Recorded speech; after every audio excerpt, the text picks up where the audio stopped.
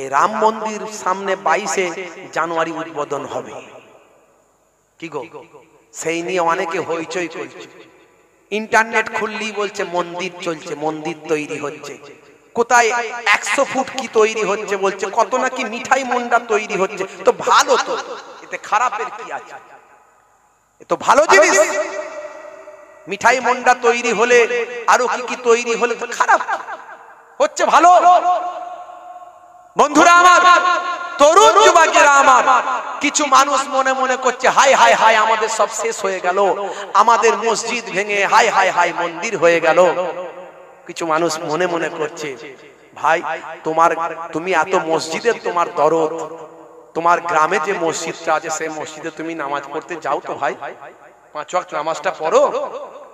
ওই মসজিদে যা হয়েছে সে ফায়সালা তো আল্লাহ করে দেবে। আর মসজিদ কোন জায়গায় যখন তৈরি হয়, সেই মসজিদ ভেঙে দিক, গুড়িয়ে দিক, যাই করে দিক, আল্লাহর আরশে মসজিদ বলি কবুল হয়ে যায়। তাহলে মসজিদ ওখানে ছিল, আছে, থাকবে। দীর্ঘ 1528 খ্রিস্টাব্দে বাবরের সেনাপতি মীর বাকির পানিপথের যুদ্ধের পরে ইব্রাহিম লোদিকে পরাস্ত করে এই মসজিদটা তৈরি করেছিল, নাম বাবরের নামে বাবরি করেছিল। তারপর থেকে কয়েকশো বছর কেটে গেছে, কোনো বিতর্ক ছিল না। পরবর্তীকালে বিতর্ক শুরু হলো, কোর্টে মামলা চললো দীর্ঘদিন ধরে। মামলা উপর মানুষ বিশ্বাস করলো, কত মানুষ কত কি হয়ে গেল, কত মানুষ আঘাত পেল, কত দাঙ্গা হয়ে গেল, কত মারপিট হয়ে গেল। কোন ধর্মই অশান্তি শেখায়নি, কোন ধর্মই খুন খারাপিকে পছন্দ করে না। স্বামী বিবেকানন্দজি বলেছিলেন, জীবে প্রেম করে যেই জন, সেই জন সেবিছে ঈশ্বর। 1450 বছর আগেও নবী আমার জানিয়ে দিয়ে গেছে, ইসলাম বলেছে লা ইয়ারহামুল্লাহু মান লা ইয়ারহামুন নাস, যে মনুষ্য জাতির উপর দয়া করে না, মহান স্রষ্টা তার উপর দয়া করেন না। আমরা কোর্টের উপর আস্থা রেখেছিলাম, কোর্টও সুন্দর ফয়সালা দিয়েছে। প্রত্নতত্ত্ববিদদের নিয়ে এসে মাটির তলা খনন করা হয়েছিল, খনন করে বলা হয়েছিল যদি কোনো স্ট্রাকচার পাওয়া যায় তাহলে প্রমাণ হবে যে এর তলায় মন্দির ছিল। কিন্তু কোর্ট যখন রায় দিল তখন বলল কোনো সেরকম স্ট্রাকচার পাওয়া যায়নি। লেটেস্ট রায় যখন দিয়েছিল তারা শেষে বলেছিল, কিন্তু ভারতবর্ষের অমুসলিম আমার হিন্দু ভাইদের আস্থা হলো অযোধ্যায় রামের জন্ম, তাই হিন্দু ভাইদের জন্য ওখানে মন্দিরটাই তৈরি হোক, আর মুসলমান ভাইদের জন্য 5 একর জমি দেওয়া হোক অযোধ্যা থেকে আরো 25 কিলোমিটার দূরে, সেখানে একটা এই অযোধ্যার মধ্যেই দেওয়া হোক যেখানে মসজিদ তৈরি হবে। আজকে সেখানে মন্দির তৈরি হচ্ছে, এতে আমাদের কোনো দুঃখ নাই, আমাদের কোনো কষ্ট নাই। কিছু মানুষ ইন্টারনেটে হই হই করছে, তো হই হই করার কোনো দরকারই নাই, কারণ মসজিদ যেখানে তৈরি হয় আল্লাহ সেটা কবুল করে নেয়। ভেঙে দিক, গুড়িয়ে দিক, চলে যাক, যাই হোক, সেটা আল্লাহর দরবারে কিয়ামত পর্যন্ত মসজিদ হিসেবে থাকে। জোরে হবে না? কিন্তু আমার হিন্দু ভাইদের আবেগ যেখানে আছে, ভালোবাসা যেখানে আছে, আমরা ভারতবর্ষের মুসলমান, আমরা সম্প্রীতি ভালোবাসি, আমরা শান্তি পছন্দ করি। ইসলাম শান্তির কথা বলে, ইসলাম ভ্রাতৃত্বের কথা বলে, ইসলাম মানবিকতার কথা বলে। আমাদের যারা ভাই, পাশাপাশি ভাই, প্রতিবেশী ভাই, আমরা সংখ্যায় কম, তারা সংখ্যায় বেশি, তারা দাদা, আমরা ভাই, একে অপরে মিলেমিশে আমরা চলতে চাই। একসঙ্গে সকাল হলে চায়ের দোকানে চা খাই, একসঙ্গে কারবারে গিয়ে ব্যবসাটা করি ভাই। তো বাবরি মসজিদ আর মন্দির, রাম মন্দির নিয়ে লড়াই ঝগড়া আমাদের মাঝখানে থাকতে পারে না। তারা যখন আস্থাতে, আমরা জানি কোর্টের রায় এভিডেন্সে হয়, তবে যখন কোর্ট যখন যেটা ভালো বুঝেছেন, সুপ্রিম কোর্টকে আমরা সম্মান জানিয়ে বলেছি আপনারা যেটা ভালো বুঝেছেন সেটা করেছেন বা করুন, তারা যখন আস্থার রায় দিয়েছে, তারা মেনেছে, আমরাও মেনে নিতে বাধ্য হয়েছি। কিন্তু মসজিদ আল্লাহর আরশে ওই জায়গাতে কবুল হয়েছে, আজও আছে, আগামীতেও থাকবে, কিয়ামত পর্যন্ত থাকবে। বন্ধুরা আমার, কিন্তু কিছু মানুষ তারাই হায় হায় গেল গেল, হায় হায় হয়ে গেল, এই সব, এই কথা, এই কথা, সেই কথা, এসব কথা বলে কোনো লাভ নাই। ইসলাম শান্তির কথা বলে, সম্প্রীতির কথা বলে, ভ্রাতৃত্বের কথা বলে। আর যারা মনে মনে করছে বিশ্ব জয় করে ফেলেছি, আজকে আমরা এই করে ফেলেছি, সেই করে ফেলেছি, বিশ্ব জয় করে ফেলেছি, ও সব মনে করেও কিছু নাই। কারণ আমরা হিন্দু আর মুসলিম, মোরা দুই সহোদর ভাই, এক বৃন্তে দুটি কুসুম, এক ভারতে ঠাই। যখন বন্যা আসে মুসলমানের ঘরেতেও পানি ঢোকে, যখন বন্যা আসে হিন্দু ভাইদের বাড়িতেও পানি ঢোকে, যখন ঝড় আসে মুসলমানের ঘরেও ধাক্কা লাগে, যখন ঝড় আসে হিন্দু ভাইদের ঘরেও ধাক্কা লাগে। তাই সবচেয়ে আগে আমাদের হৃদয়টা পবিত্র করতে হবে। হৃদয়টা খুলে দেখুন, এই হৃদয়ের মধ্যেই যদি আপনি প্রকৃত ভাই আমার পুরুষোত্তম রামজির ভক্ত হন, তো আপনার হৃদয়ে রামকে আপনি পাবেন। আর যদি আমরা প্রকৃত আল্লাহর বান্দা হই, রাসূলের উম্মত হই, আমাদের হৃদয়ে আল্লাহ এবং রাসূলের মহব্বত পেয়ে যাব। তাহলে এখানে বন্ধুরা আমার, তরুণ যুবকেরা আমার, কিছু মানুষ তারা সব সময় চাইছে কিভাবে একটা উগ্রতার পরিবেশ তৈরি করা যায়, এই ভারতবর্ষের মানুষের মধ্যে কিভাবে দাঙ্গা হাঙ্গামা লাগানো যায়, একটা রই রই ভাব, হই হই ভাব মানুষের মাঝখানে কিভাবে প্রকাশ ঘটানো যায়। তাই আমি সকলের কাছে অনুরোধ করব, মুসলিম ভাইদেরকে অনুরোধ করব, মাদ্রাসাগুলো, মসজিদগুলোতে সব সিসি ক্যামেরা লাগান।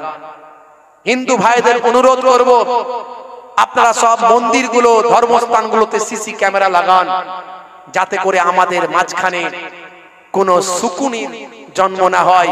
সেই সুকুনি যে মানুষের রক্ত খেতে চায়, সে চেষ্টা করবে কাউকে দিয়ে শুকরের গোশত মন্দিরে ফেলতে, আর গরুর গোশত মন্দিরে ফেলতে, আর শুকরের গোশত মসজিদে ফেলতে। এইভাবে ফেলে দিয়ে সে মানুষের রক্ত শুকুনি খেতে চায়, এটা যেন না পারে। কারণ ভারতবর্ষের সমস্ত মুসলমান শান্তিপ্রিয়, সমস্ত হিন্দু শান্তিপ্রিয়, সবাই শান্তি চায়। এক শ্রেণীর যারা কারবারি, ধর্ম নিয়ে কারবার করে, তারাই কেবল অশান্তি চায়। প্রকৃত যারা ধর্মগুরু, তারা কোন ধর্মকে কটূক্তি করতে পারে না। পারে ভাই?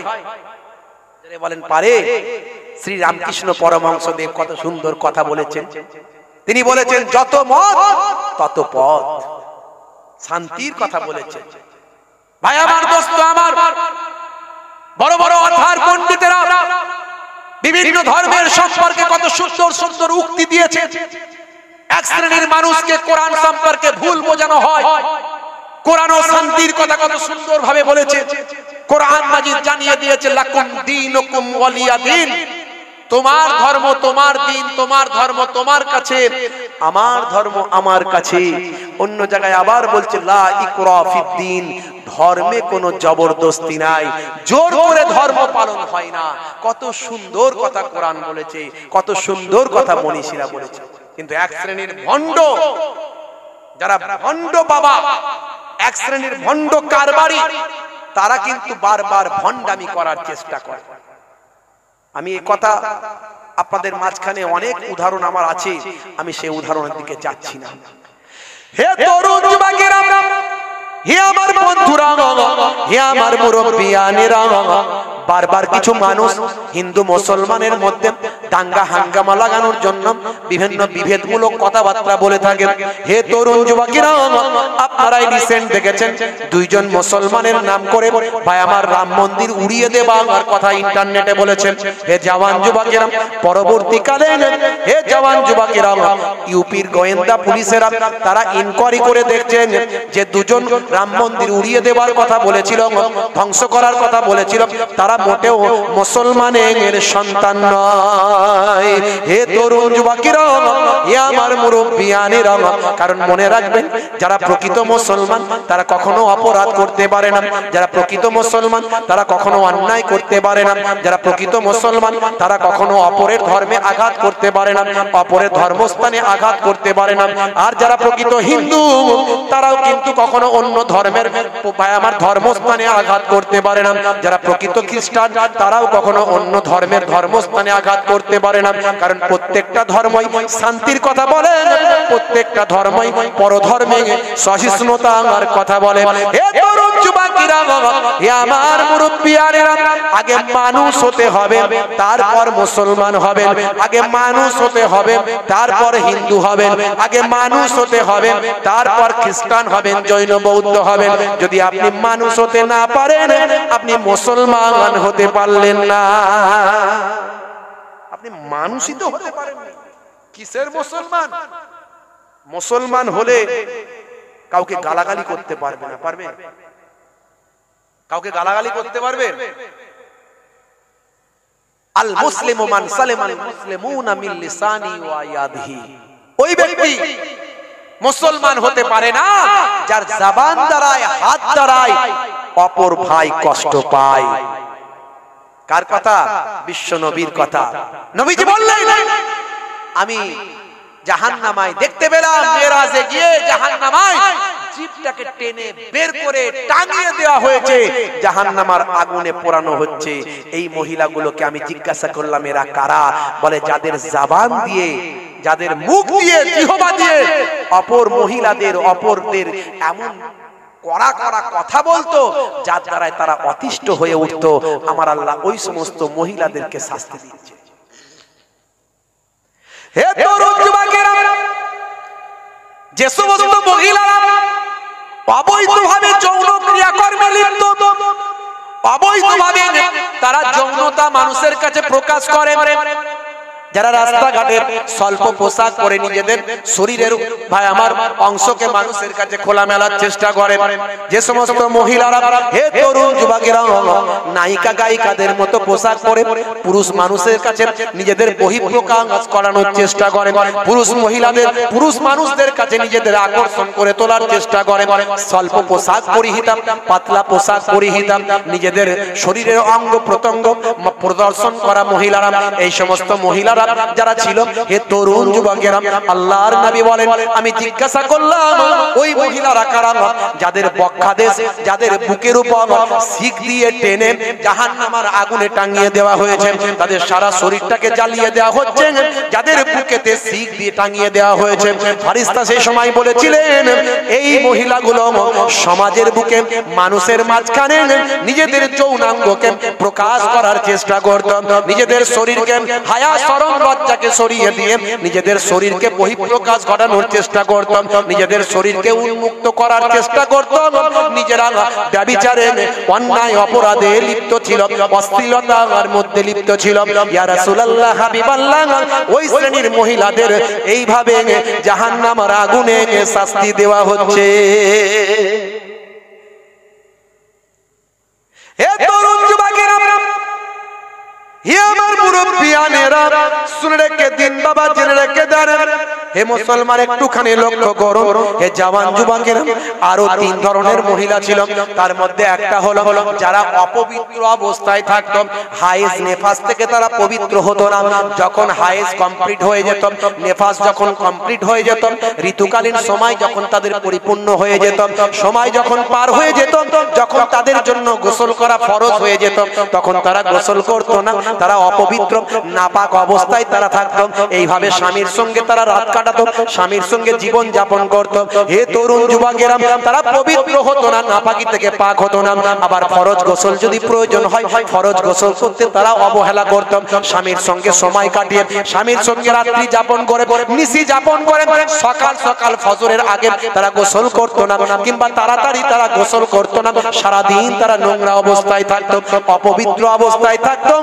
এই শ্রেণীর অপবিত্র মহিলাদেরকে জাহান্নামের আগুনে শাস্তি দেওয়া হচ্ছে। হে তরুণ যুবকেরা, হে আমার মুরব্বিয়ারা শুনে রেখে দিন বাবা, জেনে রেখে দেন। আর এক শ্রেণীর মহিলা যারা পরনিন্দা করত, আজকে এর কথা কালকে ওর কথা, পুকুরের পাড়ে দাঁড়িয়ে দাঁড়িয়ে গিবত, অমুকের বউ এই করেছে, তমুকের বউ এই করেছে, এই ছেলে ওই করেছে, ওই অমুক মেয়ে এই করেছে, সে পালিয়ে গেছে, সে অমুকের সঙ্গে অমুক করেছে, এইভাবে পরনিন্দা করায় তারা অভ্যস্ত। এরকম পরনিন্দা চগলখড়ি করতে যারা পছন্দ করে, আল্লাহর নবী বলেন তুমি কি তোমার মরা ভাইয়ের গোশত খেতে পছন্দ করো?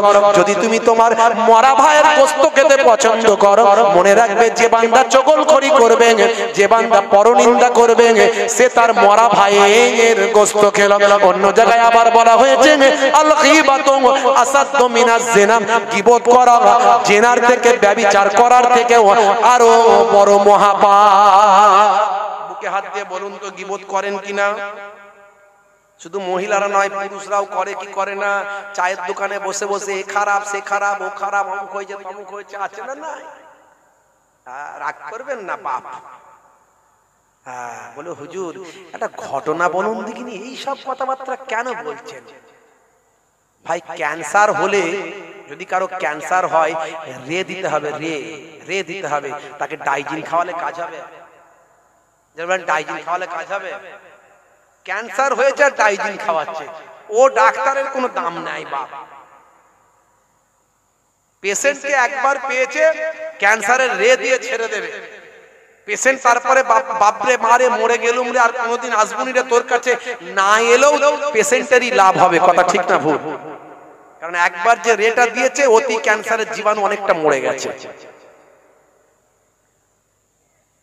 গীবত শিকায়েত করবেন না, চগলখড়ি করবেন না। হে তরুণ যুবকেরা, আল্লাহর নবী আরেক ধরনের মহিলাদের দেখলেন, ফারিস্তাকে জিজ্ঞাসা করলেন এদের কি কারণে শাস্তি হচ্ছে?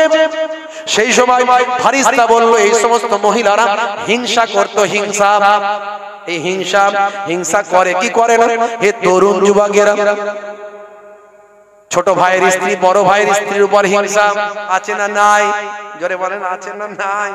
আজকে হঠাৎ করে একটা ইন্টারনেটে ভিডিও চোখের কাছে চলে এলো, তিন ভাই মিলে একটা মেয়েকে বিয়ে করেছে বাংলাদেশে। বাংলাদেশে কত হিরিক দেখা যায়, মানে আপনি খ্যাপা হয়ে যাবেন। বাংলাদেশের এই সমস্ত হিরিক গুলো দেখতে দেখতে খ্যাপা হয়ে যাবে। সেদিনে দেখলাম একটা লোক 7টা বিয়ে করেছে, 7 ভাইরাল হয়েছে, একটা বউ 7টা বিয়ে করেছে। আজকে আবার একটা ভিডিও দেখলাম, ভাই আমার 3 ভাই মিলে একটা মেয়েকে বিয়ে করেছে। কত খ্যাপা যে দেখবো, কি বলে না, কি একটা ও বাবা তোমার দরবারে সব পাগলের খেলা। কি বলবো বলুন দেখি, মাঝে মাঝে কত রকমের ভিডিও বাংলাদেশ থেকে চলে আসে। এখন তো ইন্টারনেটের যুগ, আগে সব জানতাম না, খোঁজ খবরও পেতাম না। বাংলাদেশে যেমন ভালো জিনিসও আছে, খুব ভালো, আর এই খারাপ আছে মারাত্মক। সেদিন একটা ভিডিও দেখছিলাম, বাপ মারা যাওয়ার পরে 48 ঘন্টা পার হয়ে গেছে, দাফন করতে দিচ্ছে না ছেলেরা। 2টো ছেলে এদেশে থাকে আর 2টো ছেলে আরবে থাকে। কেন ভাই দাফন করতে দিচ্ছে না? না ভাই ভাই ঝগড়া, সব বাপ মারা যাওয়ার আগে জায়গা সব লিখে ভাগ করে দেয়নি তো, যতক্ষণ না ভাগ হচ্ছে বাপকে কবরে ঢুকতে দেবো নি। গ্রামের লোক বলছে ওরে ভাই এ তো ডেড বডি থেকে গন্ধ বেরোতে শুরু করেছে, তাড়াতাড়ি দাফন করতে দে। সে দেবে না, বাপের পচে লাশ গন্ধ বেরোক অসুবিধা নাই, জায়গা আমার চাই। আমরা জমি সম্পদ করে করে অস্থির। দেখেছেন ছেলে কেমন তৈরি হয়েছে? এই জন্য ছোটবেলায় ছেলেটাকে মক্তবে দিন, মাদ্রাসায় দিন, ইমাম সাহেবের কাছে দিন। কি ইমাম সাহেবের কাছে দেবেন? হ্যাঁ, আজকাল ইমাম সাহেবদেরকে যা আমরা পয়সা দিই, সেই ইমাম সাহেব সিজদায় যায় আর কি বলে, আল্লাহ অবস্থা খুব খারাপ, একদম মাইনে নাই, আল্লাহ গো এই মাসে 3-4 হাজার টাকায় চলবে কেমন করে? ছেলেটা এই বাৎসরিক এই জানুয়ারি মাস চলে এলো, ছেলেকে ভর্তি করব, বই লাগবে বলেছে, ফিজ এত টাকা, টিউশন দিতে হবে এত টাকা, বউ বলেছে একটা ভালো শাড়ি অনেকদিন দাউনে দেবে, আল্লাহ গো কি করবো? সিজদায় যাত্রা চিন্তা করছে। ভাই নামাজ হবে তো? বলে বেশি কথা বললেই ইমাম সাহেব তাড়িয়ে দেব। বেশি কথা বললে ইমাম সাহেব যদি পয়সা পয়সা করে, ওই ইমাম সাহেব গেট আউট।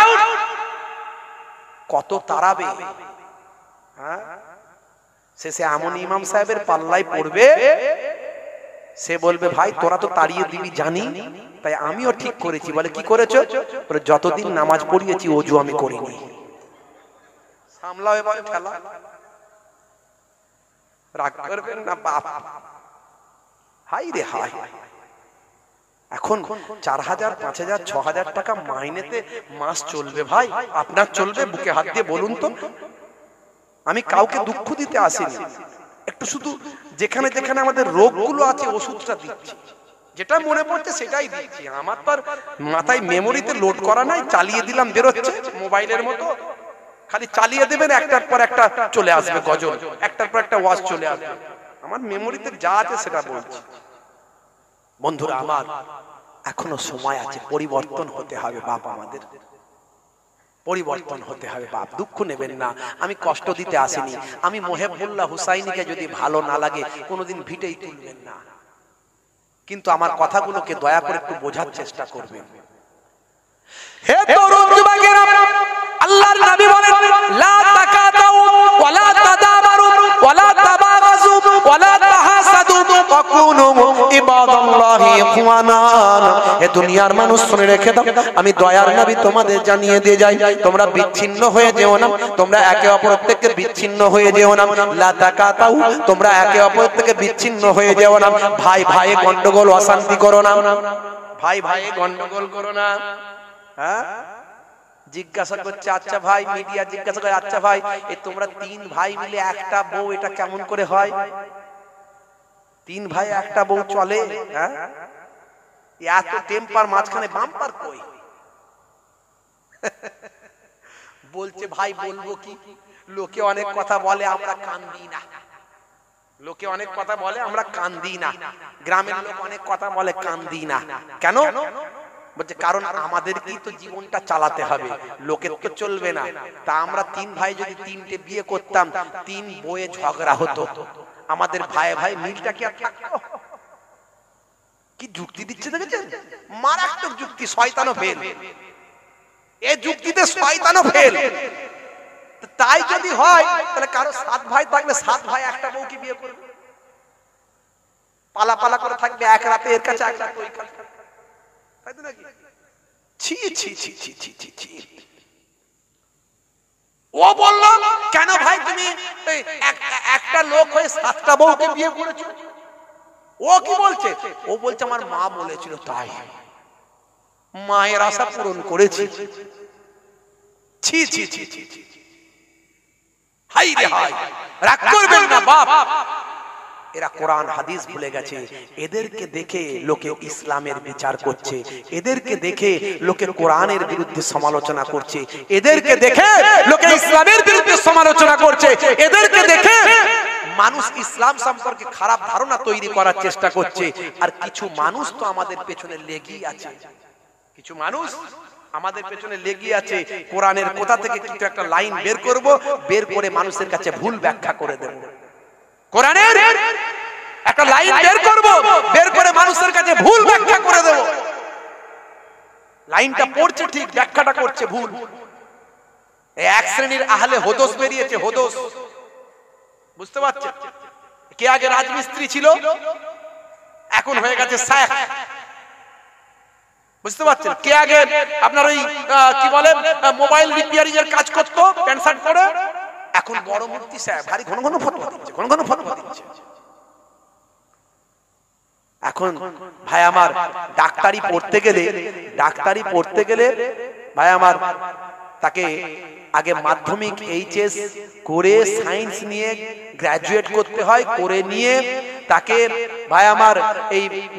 ভাই আমার মেডিকেল যে আপনার যে টেস্ট আছে সেই টেস্টিং আপনার পরীক্ষায় বসতে হয়, বসে সেখানে কোয়ালিফাই করার পরে আরো 5 বছর ধরে তাকে পড়াশোনা করতে হয়, 2 বছর ধরে ইন্টার্নশিপ করতে হয়, তবে তার গ্রাজুয়েট লেভেলের ডাক্তারি কমপ্লিট হলো।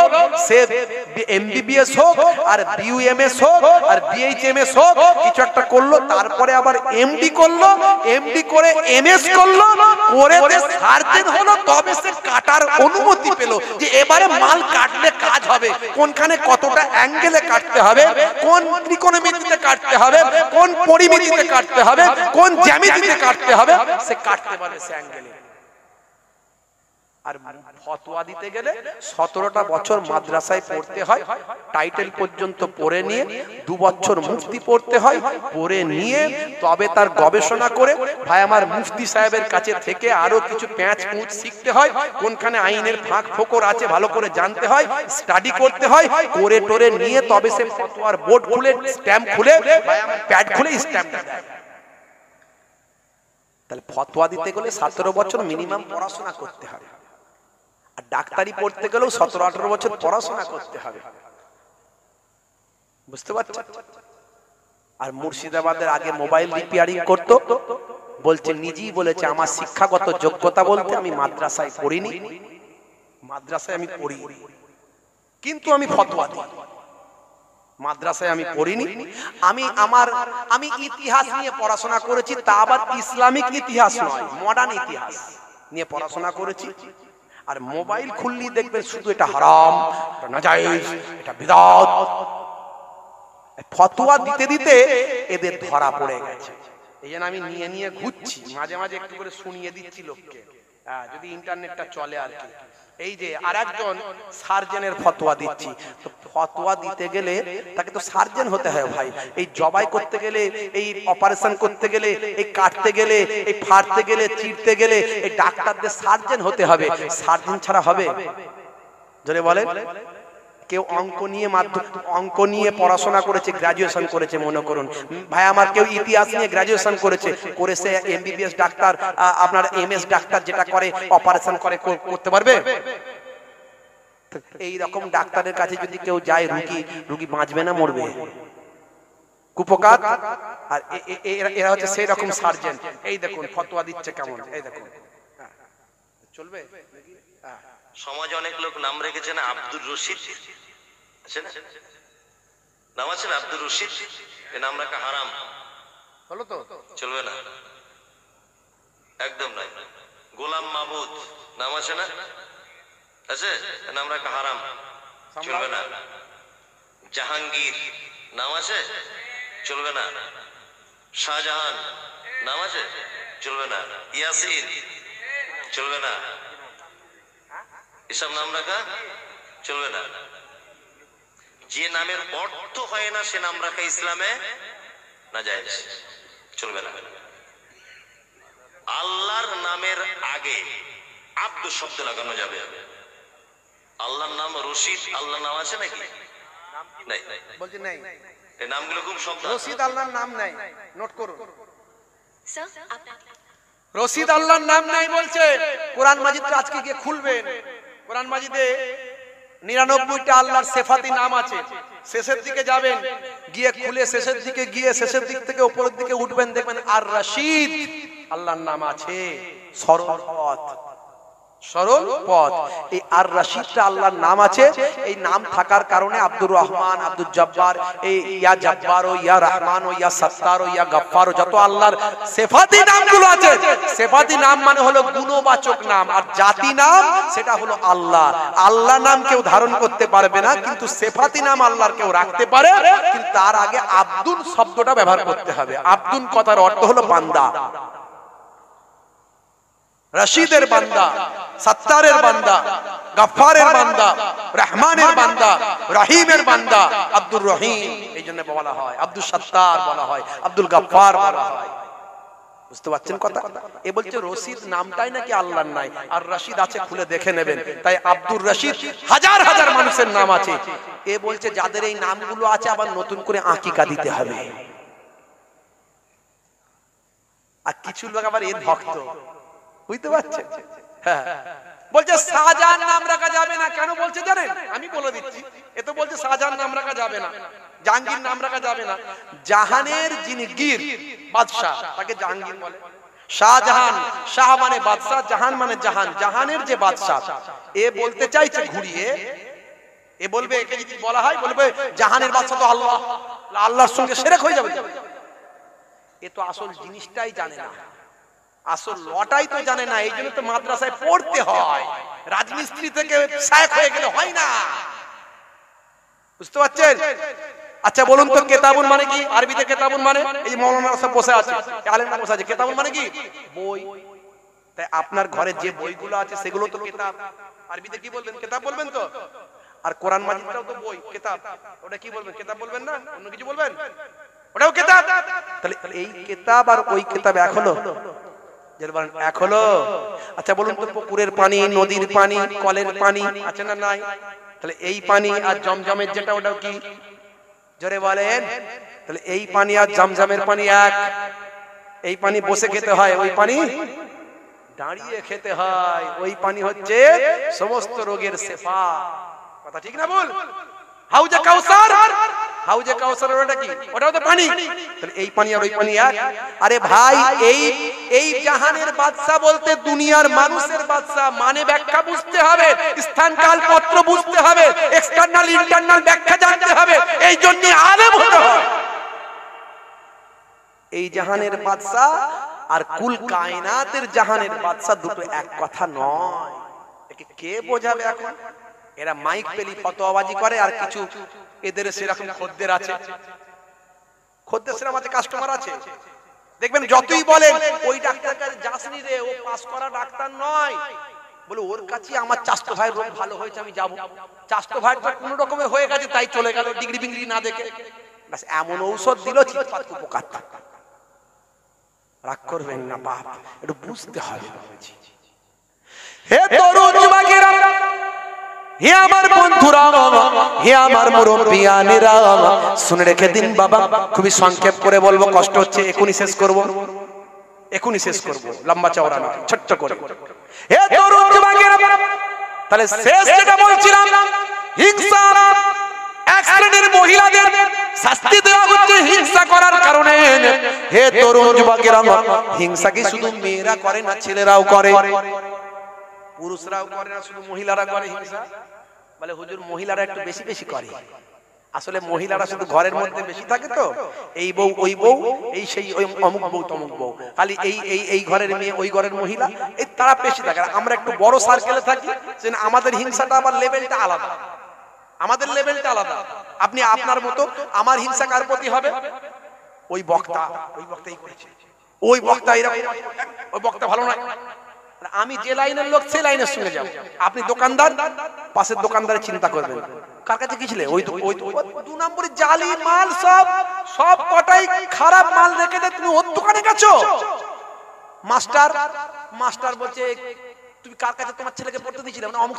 ছি ছি ছি ছি ছি, আরে ওর কাছে যতদিন ছাত্ররা পড়েছে সব ফেল করেছে, একটাও পাস করতে পারে না। যে যেরকম লেভেলের লোক সে তেমন হিংসা করছে। আর ঘরের মায়েরা ঘরের মধ্যে বেশি থাকে, পাড়ার মধ্যে বেশি থাকে, তাহলে 2-5টা বাড়ির মধ্যে হিংসা করে। তাহলে হিংসা শুধু মহিলাদের মধ্যে নয়, পুরুষদের মধ্যেও আছে।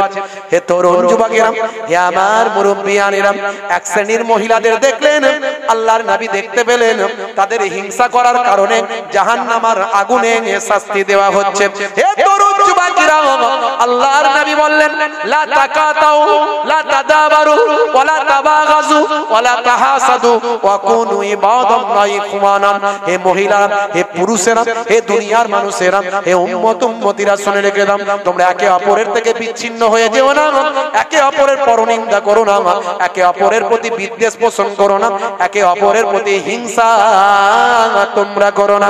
তোমরা একে অপরের আল্লাহর বান্দারা, আল্লাহর বান্দিরা, একে অপরের ভাই হয়ে যা। মহিলারা একে অপরের বোনের মতো থাকবেন, হিংসা করবেন না।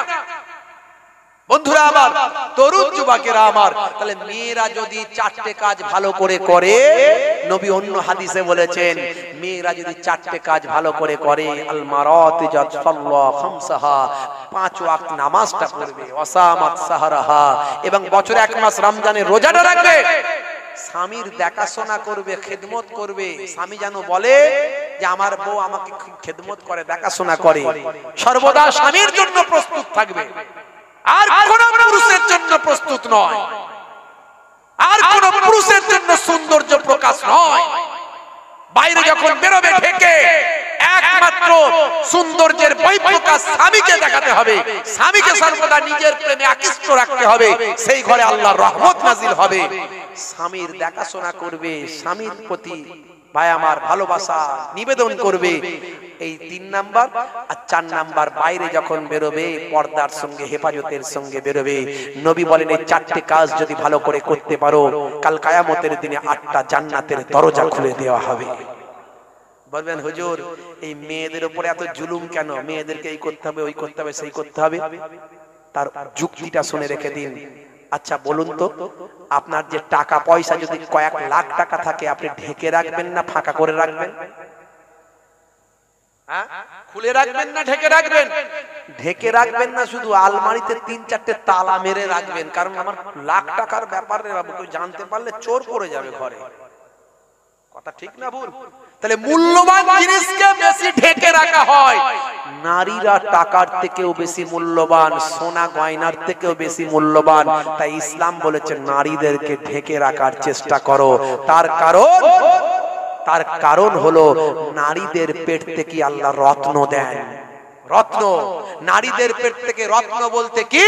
রত্ন বলতে নারীদের পেট থেকেই তো নবীদের আল্লাহ জন্ম দিয়েছেন, রাসূলদের জন্ম দিয়েছেন। নারীদের পেট থেকেই আল্লাহর ওলিদের জন্ম দিয়েছেন। আর নারীদের পেট থেকেই তো ডাক্তার, ইঞ্জিনিয়ার, বিজ্ঞানী, সায়েন্টিস্ট সব নারীদের পেট থেকে। তাই নারীরা হলো সবচেয়ে বড় মূল্যবান। তাই নারীদের সম্মান সবচেয়ে বেশি দেওয়া হয়েছে। আমার নবীকে জিজ্ঞাসা করা হলো, ইয়া রাসূলুল্লাহ মান আহাক্কু বিহুসনি সাহাবাতি, কে আমার কাছ থেকে বেশি ভালো ব্যবহার পাওয়ার যোগ্য? আল্লাহর নবী বললেন ক্বালা উম্মুকা, তোমার মা। সুম্মা মান, তারপর কে? রাসূল বললেন ক্বালা উম্মুকা, তোমার মা। সুম্মা মান, সাহাবী বললেন তারপর কে? ক্বালা, রাসূল বললেন ক্বালা উম্মুকা, তোমার মা। সুম্মা মান, ইয়া রাসূলুল্লাহ তারপরে আমার কাছ থেকে কে বেশি ভালো ব্যবহার পেতে পারে?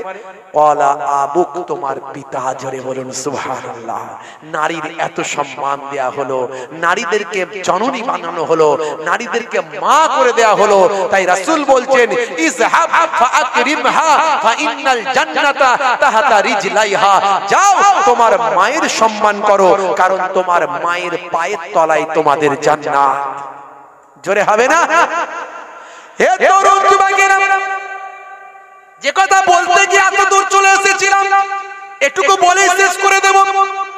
ওই মহিলা বলল, হুজুর আমি কোনো পাখি নয়, আমি কোন চিড়িয়া নয়, আপনি শুধু বলবেন এই চিড়িয়া মার যা, বলার সঙ্গে সঙ্গে মারা যাব। এই চিড়িয়া জিন্দা হোক আর উড় যা, বলার সঙ্গে সঙ্গে উড়ে যাব। না না না না, আমি কোন পাখি নাই, এত মেজাজ দিয়ে আমাকে ডাকার দরকার নাই, এইভাবে আমার সঙ্গে কথা বলার দরকার নাই। আল্লাহর ওলি তৃষ্ণা মিটে গেল, পানি খাওয়া ভুলে গেলেন, বললেন ও মা, মা তুমি তো সাধারণ মহিলা নয়, মা তুমি এ খবর কেমন করে জানতে পারলেন? এ খবর এখান থেকে শত শত মাইল আগের ঘটনা, তুমি এখান থেকে কেমন করে জানতে পারলেন? সেই সময় মহিলা বললেন, শুনুন আমি এমন কোন আল্লাহর নেক বান্দি নয়, আমি 5 ওয়াক্ত নামাজি, আমি রাসূলের সুন্নত গুলো মেনে চলি, ইসলামের হুকুম আহকাম গুলো মেনে চলি, আর আমি অন্য কোন কাজ করি না। শুধু একটা কাজ করি, আমার স্বামী হলো একজন বড় মাতাল, মাতাল হলেও আমি আমার স্বামীর খিদমত করি। আমার স্বামী না বলতে পারে আমি মাতাল বলে আমার স্ত্রী আমার খিদমত করে না। এরই বদৌলতে আমার আল্লাহ এই মর্যাদা, এই নিয়ামতের হকদার আমাকে দান করেছে। জোরে হবে না? আর জোরে হবে না? বন্ধুরা আমার, তরুণ যুবকেরা আমার, তাহলে আজকে আমাদের ওয়াজ বেশি লম্বা চওড়া নয়, এটুকু আপনারা 5 ওয়াক্ত নামাজটা পড়বেন, বছরে 1 মাস রমজানের রোজাটা রাখবেন, আর বছরে ভাই আমার স্বামীর মায়েরা আমার স্বামীর খেদমত করবেন। পুরুষেরা, ছেলেরা স্বামীকে, স্ত্রীকে কখনো দুঃখ দেবেন না, কষ্ট দেবেন না, স্ত্রীর হকগুলো পূরণ করবেন। আর বন্ধুরা আমার, নবীর সুন্নতগুলোকে মেনে চলবেন। আমি অনেক সুন্নতের ওয়াজ করেছি, নামাজ যেমন আপনার জন্য কম্পালসারি, আল্লাহর ফরজ হিসাবে, নামাজ ছেড়ে দিয়ে আপনি কখনো জান্নাতে যেতে পারবেন না। তেমন যতগুলো সুন্নত আছে তার মধ্যে সবচেয়ে বড় সুন্নত হলো মুখের দাড়ি রাখা। মুখের দাড়ি রাখা, এই দাড়িগুলোর মধ্যে এই দাড়িটা কেন মনে রাখবেন, যত সুন্নত আছে সবচেয়ে বড় সুন্নত হলো মুখের দাড়ি। দাড়ির কথা এই জন্য বলছি হে যুবকেরা, আজকে তো দাড়ি ফ্যাশন হয়েছে, ফ্যাশন। দাড়ি এখন সৌন্দর্যের প্রতীক। এখন বিরাট কোহলি দাড়ি, হরভজন সিং দাড়ি রাখছে, লিওনেল মেসি দাড়ি রাখছে। তোমার দাড়ি রাখতে লজ্জা কিসের? নেতা মন্ত্রীরা দাড়ি ফাড়ি রেখেই তো জেলখানায় ঢুকে যাচ্ছে, তো তোমার দাড়ি রাখতে লজ্জা কিসের? মুখের দাড়িটা নেতা মন্ত্রী আর খেলোয়াড় প্লেয়াররা রেখেছে বলে নয়, নবীর সুন্নত মনে করে রাখো। ছোট হোক আর বড় হোক, নবীর সুন্নত মনে করে রাখো। মুনকার নাকির ফেরেশতা যখন কবরে যাবে, তুমি যখন কবরে ঢুকবে, মুনকার নাকির ফেরেশতা যখন দেখতে পাবে, বলবে মান রব্বুকা, দেখতে পাবে মুখে দাড়ির দেখা, ওই দাড়িটাই হবে সে সময় নাজাতের জারিয়া। জোরে হবে না? যাদের ভিতরে সুন্নত পাওয়া যায় তারা কেউ পথহারা হয় না। রাসূলের পথে যারা চলে দুনিয়ায়, বাতিলের বাধা তারা মানে না। যাদের ভিতরে সুন্নত পাওয়া যায় তারা কেউ পথহারা হয় না। রাসূলের পথে যারা চলে দুনিয়ায়, বাতিলের বাধা তারা মানে না। নিশীথ রজনীতে সেজদাতে যায়, হুসাইন তাদের নিয়ে ভাবনাতে রয়। নিশীথ রজনীতে সেজদাতে যায়, হুসাইন তাদের নিয়ে ভাবনাতে রয়। বিপদের মাঝে তারা, বিপদের মাঝে তারা যতই পড়ুক, বিপদের মাঝে তারা যতই পড়ুক, রাসূলের তরিকা ছাড়ে না। যাদের ভিতরে সুন্নত পাওয়া যায় তারা কেউ পথহারা হয় না। রাসূলের পথে যারা চলে দুনিয়ায়, বাতিলের বাধা তারা মানে না। আল্লাহুম্মা সাল্লি আলা